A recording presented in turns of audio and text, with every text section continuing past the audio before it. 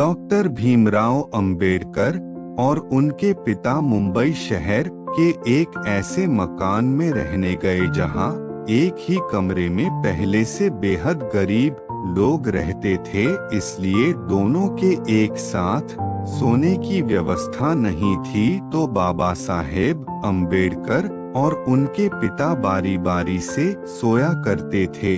जब उनके पिता सोते थे तो डॉ भीमराव अंबेडकर दीपक की हल्की सी रोशनी में पढ़ते थे। भीमराव अंबेडकर संस्कृत पढ़ने के इच्छुक थे, परंतु छुआछूत की प्रथा के अनुसार और निम्न जाति के होने के कारण वे संस्कृत नहीं पढ़ सकते थे। परंतु ऐसी विडंबना थी कि विदेशी लोग संस्कृत पढ़ सकते थे। भीमराव अंबेडकर जीवनी में अपमानजनक स्थितियों का सामना करते हुए डॉ भीमराव अंबेडकर ने धैर्य और वीरता से अपनी स्कूली शिक्षा प्राप्त की और इसके बाद कॉलेज की पढ़ाई।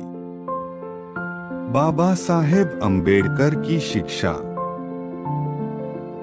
डॉ भीमराव अंबेडकर ने 1907 में मैट्रिकुलेशन पास करने के बाद एलिफिंस्टन कॉलेज में 1912 में ग्रेजुएट हुए। 1913 और 15 प्राचीन भारत व्यापार पर एक शोध प्रबंध लिखा था।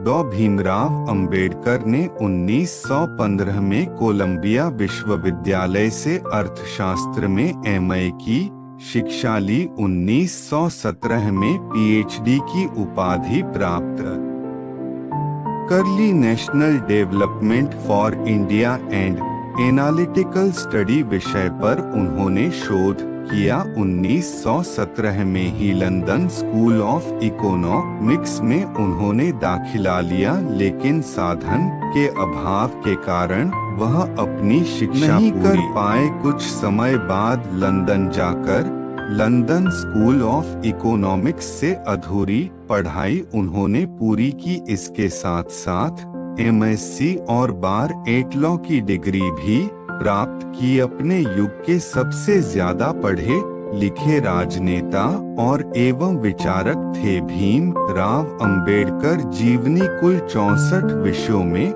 मास्टर थे, 9 भाषाओं के जानकार थे, विश्व के सभी धर्मों के रूप में पढ़ाई की थी। कोलंबिया यूनिवर्सिटी में मास्टर्स। कोलंबिया विश्वविद्यालय में छात्र के रूप में अंबेडकर 1915 से 1917 में 22 वर्ष की आयु में संयुक्त राज्य अमेरिका चले गए। जून 1915 में उन्होंने अपनी एमए परीक्षा पास की, जिसमें अर्थशास्त्र प्रमुख विषय और समाजशास्त्र, इतिहास, रचनावली